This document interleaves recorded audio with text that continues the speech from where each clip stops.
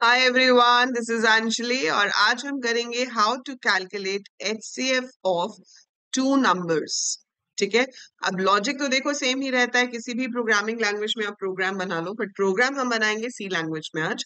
और एचसीएफ का लॉजिक आपका सेम रहेगा, आप चाहे किसी भी लैंग्वेज में कोड करो। सो एचसीएफ कह लो या जीसीडी कह लो, ग्रेटेस्ट कॉमन डिवाइजर या हाईएस्ट कॉमन फैक्टर। इसको निकालने के आपके पास डिफरेंट मेथड्स हैं। We have basically two methods जो हम स्कूल में सीखते हैं। दैट इज कि एक तो होता है कि आपको दो नंबर दिए गए हैं, ठीक है, तो आप दोनों के प्राइम फैक्टर्स लिख लो। जैसे 50 का हो गया 2, फिर बचा कितना 25। 25 कैसे आ जाएगा 5 into 5। इसका कितना हो जाएगा 2, बचा 15, सो दैट इज 3 into 5। तो इसमें कॉमन क्या है, 5 कॉमन है, 2 कॉमन है। सो यहाँ पर आपके पास हम सीधे सीधे निकाल सकते हैं कि एचसीएफ कितना होगा 10। ठीक है। अब ये मैथ्स वाइज करना मेरे लिए इजी था, बट मैं इसको प्रोग्राम में कैसे करूंगी, how will I find out all the factors, और फिर मैं उन फैक्टर्स में से कॉमन कैसे निकालूंगी, हो सकता है। पर उसके लिए आपको अगला कंसेप्ट यूज करना पड़ेगा, एरेज, जो हमने अभी पढ़ा ही नहीं है, राइट। सो यहाँ पर उसके बिना अगर मुझे करना हो तो क्या तरीका है।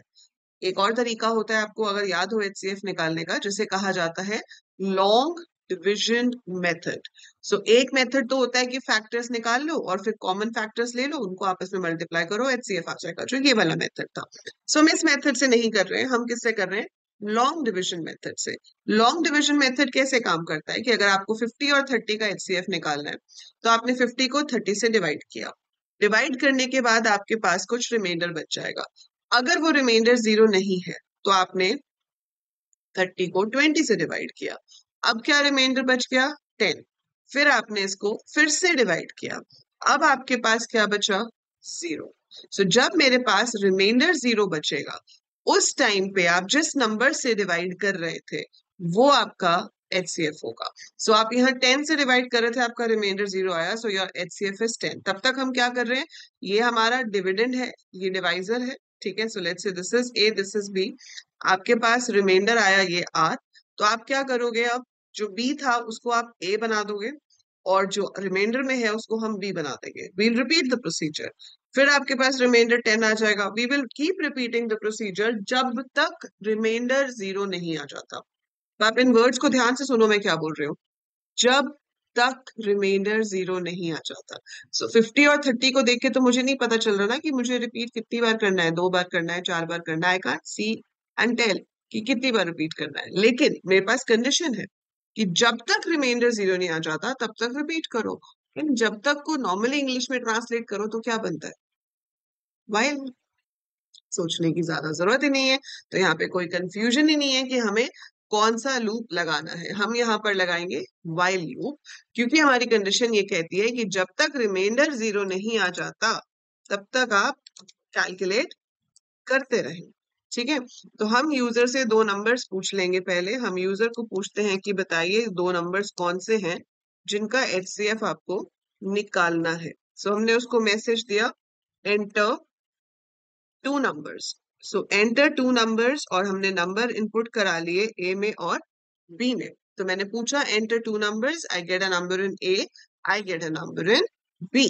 अब मैंने यहाँ पर लूप लगाया, वाइल। वाइल के अंदर कंडीशन क्या है, A mod B is not equal to 0।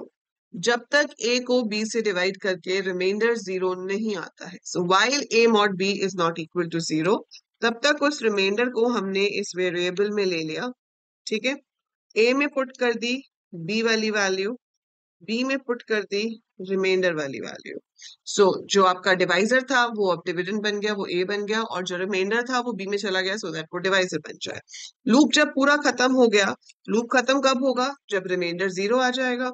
सो उसका मतलब है कि उस टाइम पे जो आपका बी होगा वो आपका एचसीएफ होगा। सो आपको यहाँ पर बी की वैल्यू को प्रिंट कराना है। So HCF is percentage D. B मैं HCF of A and B is ऐसे नहीं प्रिंट करा सकती, क्योंकि मेरे ए और बी तो चेंज होते जा रहे हैं, they not same. Her loop की आइट्रेशन के साथ आपके ए और बी की वैल्यू जो है वो चेंज हो रही है। ठीक है। Since the value is changing every time, तो हमारा ए और बी वो सेम नहीं रहेगा। लेकिन हाँ, आखिरकार जो आपके पास बी में वैल्यू होगी वो आपका एचसीएफ होगी।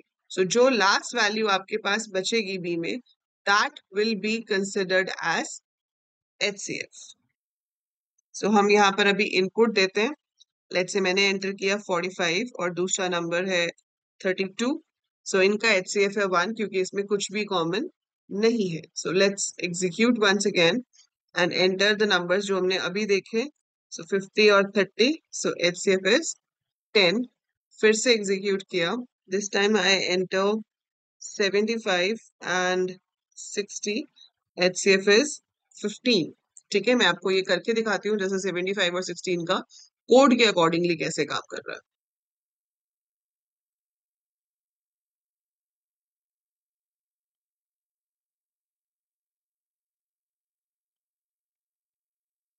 So if we have taken this value, तो आपके पास A में आ गया है 75, B में आ गया है 60. ठीक है, सो A में आई हैव गॉट 75, B में आई हैव गॉट 60. अब देखो यहाँ पर कैसे चेंज होगा. तो A mod B not equal to 0, that is 75 mod 60 not equal to 0, क्योंकि 61 जा 60 बचा मेरे पास 15. तो 15 इक्वल टू 0 नहीं है, तो यहाँ रिमाइंडर में आ जाएगा 15. B जो कि 60 था वो A में चला जाएगा, 15 B में चला जाएगा. अब वो देखेगा ऊपर आके 60 mod 15 नॉट इक्वल टू 0. तो yes, 60 mod 15 is not equal to 0. False हो जाएगा क्योंकि 60 mod 15 0 होता है. 15 4 जा 60, वो प्रॉपर्ली डिविजिबल है. तो आपके पास रिमाइंडर 0 आ गया जिससे कंडीशन फॉल्स हो गई. और जब हम लूप से बाहर आए तो उसने प्रिंट कर दिया कि B is the HCF, that means 15 is the HCF. ठीक है, कई लोगों को ये लगता है कि मैम इसमें अगर हमने बड़ा नंबर पहले डाल दिया, मतलब सॉरी छोटा नंबर पहले डाल दिया और बड़ा नंबर हमने बाद में एंटर किया तो ये हमारा आंसर सही नहीं आएगा. इसमें ऐसी कोई प्रॉब्लम नहीं होगी. अगर आपने 50 पहले दिया है और आपने 140 बाद में दिया है तो आपके पास आंसर आ रहा है HCF is 10. It's working. तो वो क्या होता है बस कि लूप एक एक्स्ट्रा टाइम चल जाएगा क्योंकि यहाँ पे क्या है 50 mod 140.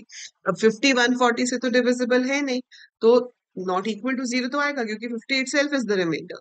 अब 50 ही रिमाइंडर है तो 140 A में चला जाएगा और 50 B में चला जाएगा. सो सेकेंड आइटरेशन में आपका फर्स्ट नंबर हो जाएगा 140, सेकेंड नंबर हो जाएगा 50 and it will work normally जैसे पहले चल रहा था. बस एक साइकिल एक्स्ट्रा हो जाता है अगर आप पहले छोटा और बाद में बड़ा नंबर एंटर करते हो. अदरवाइज कोई प्रॉब्लम नहीं आएगी, रिजल्ट वही आएगा. So that is how we repeat the code. ठीक है, सो इस तरीके से हम आपके कोड को यहाँ पर रिपीट कर रहे हैं, बार बार रिमाइंडर निकाल रहे हैं और उसको चेंज करते जा रहे हैं जब तक हमें वो पोजीशन ना मिल जाए जहां पर डिवाइड होकर रिमाइंडर 0 आता है. ठीक है, सो ये हमारा प्रोग्राम हो गया टू कैलकुलेट HCF और GCD of two numbers. And as I've told you, आपको ये programs जब भी चाहिए आप खुद बनाएं. सबसे पहली बात तो you have to make it yourself. खुद से कोड करो. आपको लॉजिक समझ आ गया है, मैंने आपको रन करके भी दिखा दिया है. सो आपको ये खुद से बनाना है, खुद से चलाकर देखना है. That is the first thing. लेकिन अगर फिर भी आप इसको कोड को कॉपी करना चाहते हो, प्रैक्टिकल फाइल के लिए चाहिए या for any purpose if you need it, तो आप गिटहब पे जा सकते हो एंड गिटहब पे जाकर अपना जो AEC टेक वाला गिटहब अकाउंट है वहां से आप इसको कॉपी कर सकते हो if you want, but I won't suggest. लेकिन हाँ, ये सिर्फ एक रिपोजिटरी है जहां पर आपके पास सारे प्रोग्राम्स हमेशा अवेलेबल हैं. कभी बाय चांस आपको प्रोग्राम ना मिल रहा हो, कोड ना मिल रहा हो, टाइम नहीं है लिखने का, तो आप यहाँ से देख सकते हो. ऐसी ही खुद की रिपोजिटरी आप भी क्रिएट कीजिए. You should have a repository. अपना अकाउंट बनाओ गिटहब पे, अपना अकाउंट बनाओ लिंक्डइन पे and whatever you are learning share it and also tag me when you post it on LinkedIn. ठीक है, सो आप लिंक्डइन पे भी पोस्ट कीजिए कि I am learning this from Anjali ma'am. आप मुझे वहां पे टैग कर सकते हो एंड स्टे कनेक्टेड. ठीक है, ऐसे ही आप और अच्छे कनेक्शंस लिंक्डइन पे बना सकते हो जो आगे जाके आपको काम आएंगे. सो एक बेहतरीन शुरुआत जो होती है वो ही आपकी जर्नी का आधा सक्सेस तय कर देती है. सो फर्स्ट सेमेस्टर सिर्फ फर्स्ट सेमेस्टर नहीं है, this is actually how you start your war, है ना. तो आप अपनी जो जंग है, अपना जो मिशन है, उसको स्टार्ट कैसे कर रहे हो. ठीक है, सो कहते हैं ना well begin is half done. तो अगर आपने शुरुआत अच्छी करी है और आप उसी के साथ चल रहे हो तो आपका आधा काम तो यही हो गया. So all the best for everything in your coding journey. This was the program for today and coming with more and more programs like this ताकि आपकी प्रैक्टिस चलती रहे. और आपको क्या करना है, अगर वीडियो यूजफुल लगी है तो लाइक पे जरूर क्लिक करना है. Share the video with all your friends who are learning C and subscribe the channel, please. It's very important. I know people are watching the videos, but people don't subscribe. बेटा कोई पैसे नहीं लगते subscribe करने के, ठीक है? I know app पे कोर्सेज हैं बट वो भी बहुत नॉमिनल प्राइसेस पे हैं. But please subscribe the channel and share it. Ask your friends to subscribe as well. So that is it for this video. I'll see you in the next one.